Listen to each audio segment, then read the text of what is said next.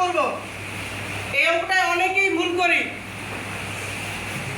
যে 0.3 এটাকে কিভাবে পার্সেন্টেজে নিয়ে আসব। দেখেন এইখানে যে 0.3 সংখ্যাটা আছে এটাকে একটা পূর্ণ সংখ্যায় নিয়ে আসতে হবে। কিভাবে? আমরা এই 0.3 এখানে কয়টা সংখ্যা আছে? এটাকে যদি আমরা এটাকে লিখতে পারি 10 দিয়ে। কত দিয়ে? 10। এবং এই 10 আনার কারণে এখানে 10 দিয়ে গুণ দিব। কত দিয়ে? 10 দিয়ে। এখানে আবার 100 লাগবে কি লাগবে না?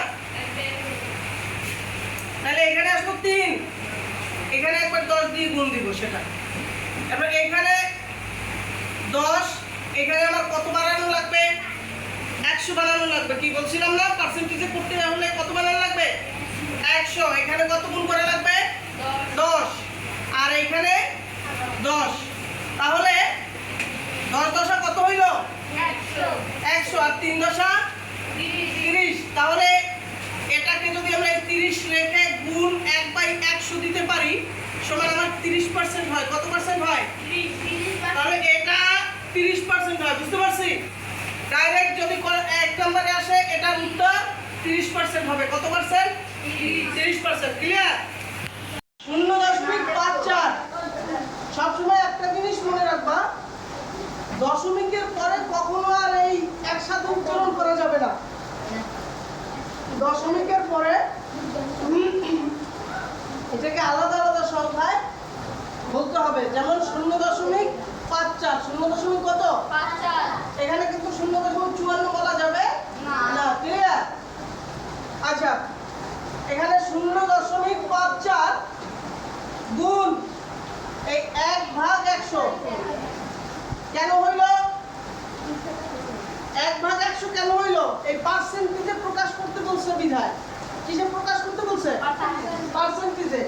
সুতরাং এটা থেকে যদি আমরা কমপ্লিট করি তাহলে 54% হয়। ওকে, কত পার্সেন্ট হয়? 54। এখানে কি বুঝতে পারছি আমরা? হ্যাঁ, কোনো সমস্যা আছে? আচ্ছা, এবার 3 নাম্বারটা দেখো।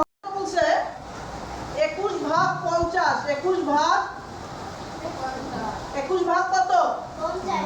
আচ্ছা দেখো, এই অঙ্কটা একটা অন্য নিয়মে শিখাই আমি তোমাদের।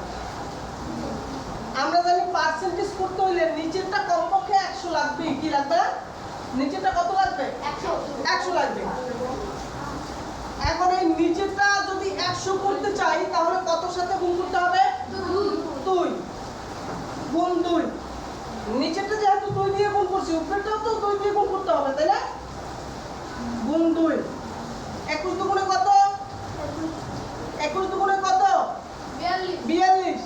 আর 50 দুগুণে 100। কোনো সমস্যা আছে? না। এখন এটাকে আমরা এভাবে লিখতে পারি, 42